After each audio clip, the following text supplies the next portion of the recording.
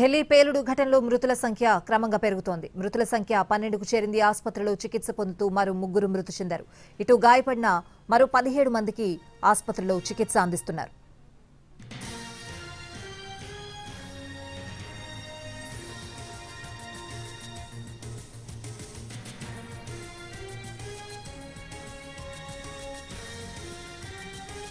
Car పేలుళ్లో ఆత్మాహుతికి పాల్పడిన doctor Umar తల్లి ఇద్దరు సోదరులు ఆషిక్ అహ్మద్, జహూర్ అహ్మద్లను జమ్మూ కశ్మీర్ పోలీసులు అదుపులోకి తీసుకుని విచారిస్తున్నారు. డాక్టర్ ఉమర్ పేలుడుకు పాల్పడినట్టు వార్తలు రావడంతో కుటుంబం మొత్తం నిర్ఘాంతపోయింది.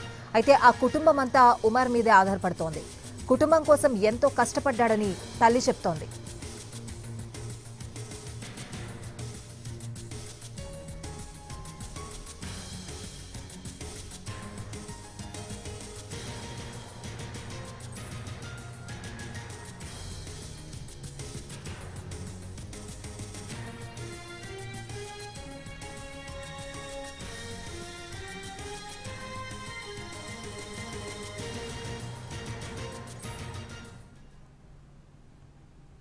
ఢిల్లీ పేలుడు ఘటనలో మృతుల సంఖ్య క్రమంగా పెరుగుతోంది. మృతుల సంఖ్య 12కు చేరింది. ఆసుపత్రిలో చికిత్స పొందుతూ మరో 3 మృతి చెందారు. ఇటు గాయపడిన మరో 17 మందికి ఆసుపత్రిలో చికిత్స అందిస్తున్నారు. ఓవరాల్ గా అప్డేట్స్ అడిగి తెలుసుకుందాం. మా ప్రతినిధి రాజు ఢిల్లీ నుంచి లైవ్ లో సిద్ధంగా ఉన్నారు. రాజు, మృతుల సంఖ్య అంతకంతకు పెరుగుతున్నట్లు తెలుస్తోంది. అప్డేట్స్ ఏంటి?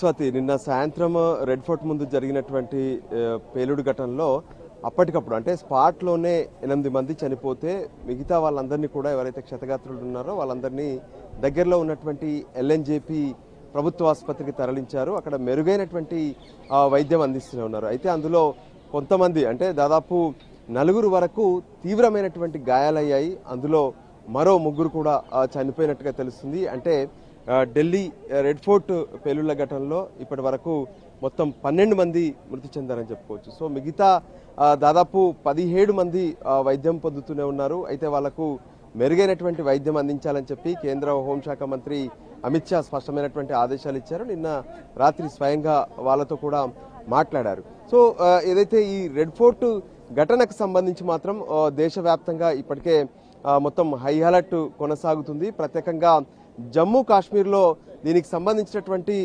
ఏదైతే దర్యాప్తు మరింత ముమ్మరం చేశారు. అంటే ఈ ఢిల్లీలో జరిగినటువంటి పేలుడు ఎఫెక్ట్ కానీ దీని మూలాలు మొత్తం కూడా జమ్మూ కాశ్మీర్లోనే కనిపిస్తున్నాయి. ముఖ్యంగా పుల్యామా ప్రాంతంలో అక్కడ ఉమర్ ఎవరైతే ఉన్నారో ఉమర్ సోదరులు, తల్లి వీళ్ళందరూ కూడా అక్కడే ఉంటారు. సో వాళ్ళను ఇప్పటికే కొంత పోలీసులు అదుపులోకి తీసుకున్నట్టుగా తెలుస్తుంది. ఏదైతే ఈ ఉగ్రవాదులతో ఈ లింక్స్ ఎప్పటి నుంచి ఉన్నాయి, ఇంతకీ దీని వెనక దాగి ఉన్నటువంటి కారణాలు ఏంటి అనే దాని మీద ప్రధానంగా ఫోకస్ పెట్టారు. ఎందుకంటే ఎన్నో ఉగ్రవాద సంస్థలు జమ్మూ కాశ్మీర్లో ఉన్నటువంటి యువతను ఆకర్షించడము, వాళ్ళ ద్వారా దేశంలో ఉగ్ర కుట్రలకు ప్లాన్ చేస్తున్నటువంటి పరిస్థితి కనిపిస్తుంది. అలాగే అనంతనాగ్ అంటే పుల్వామాకు పక్కనే ఉండేటటువంటి అనంతనాగ్లో ఉన్నటువంటి మెడికల్ కాలేజీ టార్గెట్ గానే ఇదంతా కూడా జరిగినట్టుగా తెలుస్తుంది. అందులో పనిచేస్తున్నటువంటి కొంతమంది డాక్టర్లు ఏదైతే ఇటు ఈ ఉగ్రవాదులకు సంబంధించినటువంటి లింక్స్ లో ఉన్నారు, వాళ్ళే ఫరీదాబాద్ లో మరొక డాక్టర్ ఉన్నారు. ఆ డాక్టర్ తో పాటు మరొక మహిళా డాక్టర్ కూడా ఉన్నారు. వీళ్ళందరూ కూడా ఈ వ్యవహారానికి సంబంధించినటువంటి అంటే ఈ ఉగ్రవాదులతో లింక్స్ పెట్టుకోవడమే కాకుండా దేశంలో పెద్ద ఎత్తున ఒక కుట్రకు ప్లాన్ చేశారు. సో అప్పటికే పోలీసులు వీటన్నిటిని కూడా ఛేదిస్తూ వాళ్ళ దగ్గర ఉన్నటువంటి డంప్స్ ను కూడా స్వాధీనం చేసుకుంటున్నాయి. ఈ క్రమంలో ఏదైతే ఉమర్ ఎందుకు ఇక్కడ దాడి చేశాడు, రెడ్ ఫోర్ట్ను ఎందుకు టార్గెట్ చేశాడు అనేటువంటి అంశం పైన కూడా ప్రత్యేకంగా ఒకవైపు దర్యాప్తు కొనసాగుతూనే ఉంది. ఏదైతే ఆ స్పాట్ లో ఉన్నటువంటి ప్రతి ఆధారాన్ని కూడా సేకరిస్తున్నారు. ఎన్ఎస్జీ దాంతోపాటు ఎన్ఐఏలు రంగంలోకి దిగారు. పూర్తిగా ప్రతి ఆధారాన్ని సేకరిస్తూ ఇంతకీ ఇక్కడ జరిగినటువంటి I-20 కారు పేలుడుకు సంబంధించిన దాంట్లో ఎటువంటి ఎక్స్ప్లోజివ్స్ ను ఉపయోగించారు అనే దాని మీద ప్రధానంగా ఫోకస్ పెట్టారు. ఇక ఒకవైపు దర్యాప్తు కొనసాగుతూనే ఉంది. మరోవైపు కొద్దిసేపటి క్రితమే ఉన్నత స్థాయి సమీక్ష నిర్వహించారు కేంద్ర హోంశాఖ మంత్రి అమిత్ షా.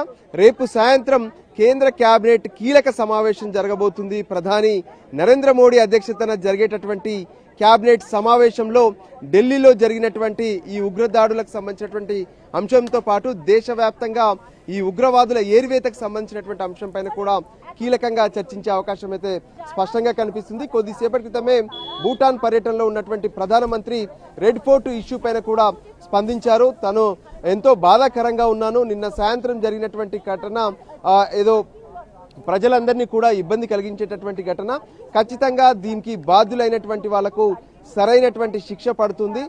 అందుకోసమే కేంద్ర ప్రభుత్వం పూర్తి స్థాయిలో దృష్టి సారించిందనే విషయాన్ని కూడా ఆయన స్పష్టం చేశారు. మొత్తానికి దేశ రాజధాని ఢిల్లీలో అంటే ఏదైతే రెడ్ ఫోర్ట్ ముందు జరిగినటువంటి ఘటన ప్రతి ఒక్కరిని ఇప్పుడు టెన్షన్ పెట్టిస్తున్నటువంటి పరిస్థితి కనిపిస్తుంది. స్వాతి.